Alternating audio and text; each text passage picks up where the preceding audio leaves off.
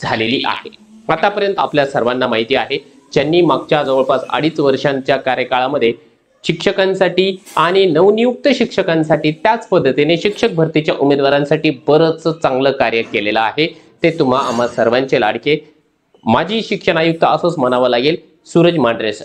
त्यांच्या जागेवरती जे आहे ते ज्यावेळेस या ठिकाणी सुट्टीवर गेले होते, त्यावेळेस राहुल रेखावार सर यांनी जवळपास 1 आठवडाभर त्यांच्या जागेवरती या ठिकाणी अतिरिक्त म्हणून कार्यभार पाहिला होता।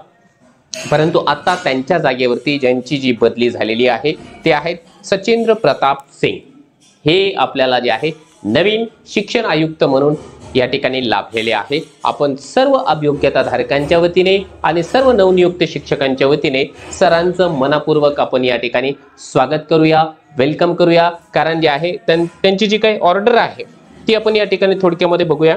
बघा, त्यांची ऑर्डर जर का आपल्याला या ठिकाणी दिसत असेल तर सामान्य प्रशासन विभागाचं हे मंत्रालयाचं कालच्या तारखेचं अति तात्काळ मिळालेलं हे पत्र आहे 31 डिसेंबर 2024 आणि हे जे पत्र आहे ते अपर मुख्य सचिव सेवा व्ही राधा मॅम यांनी आदेश काढलेला आहे। या आदेशामध्ये श्री सचिंद्र प्रताप सिंग यांना हा आदेश आहे। त्यांनी असं सांगितलं की शासनाने आपली बदली केली असून आपली नियुक्ती आयुक्त शिक्षण पुणे या रिक्त पदावर ते पद अधिकालीन वेतन श्रेणीत उन्नत करून केली आहे।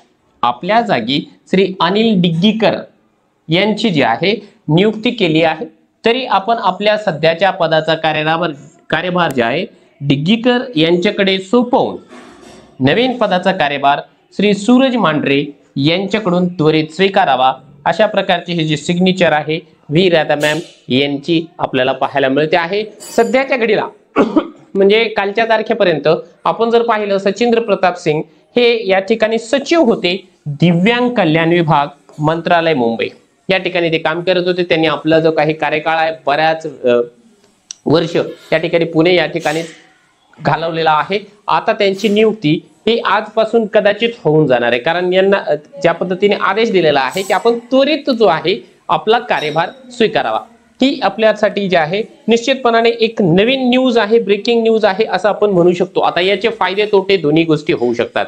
एक गोष्ट आपल्यासाठी वाईट ही घडलेली आहे की आतापर्यंत आपल्या सर्वांना प्रतीक्षा होती की किमान जे आहे सूरज मांढरे सरांच्या कार्यकाळामध्ये फेज 2 देखील होऊ शकेल, परंतु आता तसं होऊ शकणार नाही। आता नवीन जे शिक्षण आयुक्त आलेले आहे त्यांना थोडासा अभ्यास करण्याकरिता वेळ हा निश्चितपणाने लागणार आहे, कारण शिक्षक भरतीची प्रक्रिया एवढी जास्त किचकट आहे की सर्वसामान्य व्यक्तीलाच नव्हे तर एक IAS दर्जाच्या ऑफिसरला देखील समजून घ्यायला बराचसा कालावधी लागेल, कारण प्रत्येक स्टेपला जे आहे वेगवेगळे या ठिकाणी नियमावली लागू असते आणि फार जास्त किचकट अशा प्रकारची भरती प्रक्रिया आहे। एक समाधानाची गोष्ट ही आहे आपल्यासाठी की आयुक्त जरी बदलले असतील तर खालच्या दर्जाचे जेवढेही पदाधिकारी आहेत की जे पूर्ण पवित्र पोर्टल रन करतात ते सर्वच्या सर्व अधिकारी ॲज इट इज आहे, त्याच्यामुळे फार जास्त फरक पडणार नाही। परंतु तरी देखील आपल्याला जे आहे कोर्टामध्ये ज्या गोष्टी चालू होत्या आयुक्तांच्या वतीने त्या गोष्टीसाठी जे आहे अभिप्राय वगैरे जेव्हा द्यायचा असेल,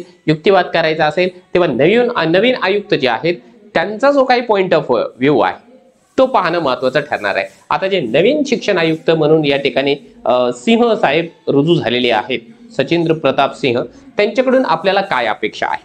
आता बघा, त्यांनी आयुक्त झाल्याच्या नंतर पदभार स्वीकारल्याच्या नंतर लवकरात लवकर जे आहे प्रोफाईल एडिटचा चान्स आपल्या सर्वांना द्यावा, ही अत्यंत जास्त महत्त्वाची आपली मागणी असणार आहे, अपेक्षा देखील असणार आहे। कारण मागच्या कित्येक महिन्यांपासून आपण या गोष्टीची या ठिकाणी प्रतीक्षा करतो आहोत। त्यामुळे प्रोफाईल एडिटचे चान्स मिळणं ही पहिली अपेक्षा आहे आणि प्रोफाईलचा चान्स मिळाल्याच्या नंतर लगेच जे आहे। नमस्कार, मी डॉक्टर ओंकार हरिमाळी, एक एक्सपोर्टर, एक एक्सपोर्ट इम्पोर्ट एंटरप्रेन्योर, एक एक्सपोर्ट इम्पोर्ट कोच। फेज 2 करिताची जी जाहिरात आहे ती लवकरात लवकर यावी, कारण जुने जे काही आपले आयुक्त होते सूरज मांढरे सर, त्यांनी आपल्या परीने आदेश ऑलरेडी आस्थापनांना दिलेले आहे। त्या आस्थापनांनी जर का व्यवस्थितपणाने कारवाई केली तर लवकरात लवकर आपल्याला जाहिरात पाहायला मिळावी, ही माननीय नवीन नियुक्त जे शिक्षण आयुक्त साहेब आहेत त्यांच्याकडून आपल्याला अपेक्षा आहे। त्याच्यासोबतच ज्या काही 10% पद कपात झालेल्या होत्या, म्हणजे बिंदू नामावली संदर्भामध्ये जो काही प्रश्न शंका उपस्थित झालेली आहे त्या संदर्भामध्ये ज्या काही 10% जागा कपात करण्यात आल्या होत्या किंवा फ्रीज करण्यात आल्या होत्या, आपण दुसऱ्या भाषेमध्ये जर म्हटलं, त्या जागा लवकरात लवकर द्याव्या, म्हणजे फेज 2च्या जाहिरातीमध्ये त्या जागा देखील याव्या। त्यातल्या त्यात जे आहे जेवढ्या जागा आतापर्यंत रिक्त आहेत, जे उमेदवार पहिल्या दुसऱ्या किंवा जेवढे आतापर्यंत राऊंड झाले छोटे छोटे इंटरनल राऊंड शिक्षक भरतीचे, त्यामध्ये अपात्र ठरले किंवा गैरहजर राहिले, यांच्या जागेवरती देखील फेज 2 ला सर्वच्या सर्व जागांची एकत्रित पद्धतीने जाहिरात देण्यात यावी। त्यानंतर रयतमध्ये जे उमेदवार या ठिकाणी नियुक्त झालेले आहे परंतु त्यांचा जॉईनिंगचा जो काही गंभीर प्रश्न निर्माण झालेला आहे, त्यांचा हा जो प्रश्न आहे तो देखील लवकरात लवकर दूर करावा, ही त्यांच्याकडून आपल्याला निश्चितपणाने अपेक्षा असणार आहे। कारण यामध्ये जे कोर्ट मॅटर जे चालू आहे रयतच्या उमेदवारांचा, त्या रयतच्या उमेदवारांच्या कोर्ट मॅटर मध्ये आयुक्त महोदयांची भूमिका देखील महत्त्वाची ठरणार आहे। आतापर्यंत यांनी बऱ्यापैकी डिफेंड केलेलं आहे परंतु इथून पुढे देखील आपल्याला त्यांच्याकडून अपेक्षा असणार आहे की रयतच्या उमेदवारांच्या पाठीशी ते खंबीरपणाने उभे राहायला पाहिजे। त्यानंतर वयोमर्यादेबाबत जे आहे अभिप्राय, हा एक फार महत्त्वाचा मुद्दा आपल्याला या ठिकाणी पाहायला मिळणार आहे। कारण ज्या उमेदवारांचं वय निघून गेलेलं आहे, म्हणजे ओपनचे उमेदवार 38 पार झालेत आणि कॅटेगरीचे उमेदवार 43 वर्ष पार झालेत, आता असे उमेदवार जर का भरतीतून बाद होत असेल तर हे खऱ्या अर्थानं एक प्रकारे त्या उमेदवारांवरती अन्याय आहे। त्यामुळे त्या उमेदवारांनी संघटन करून बऱ्यापैकी लढा दिलेला आहे, आपला लढा त्यांनी मंत्रालय लेवल पर्यंत पोहोचवलेला आहे। आणि चांगली गोष्ट एक आहे ही देखील आहे की मंत्रालयाच्या कक्ष अधिकाऱ्यांच्या वतीने आयुक्त कार्यालयाला एक पत्र प्राप्त झालेलं आहे की यांना जी मर्यादा आहे वयाची ती वाढवून द्यावी किंवा कसं, त्याबाबत जे आहे स्पष्ट आपलं जे काही मत आहे ते कळवावं किंवा अभिप्राय कळवावा। अजून तो अभिप्राय गेला किंवा नाही त्याबाबत आपल्याला माहिती मिळालेली नाही, परंतु जर तो अभिप्राय गेला नसेल तर नवीन जे काही शिक्षण आयुक्त आहे त्यांना तो अभिप्राय द्यावा लागेल।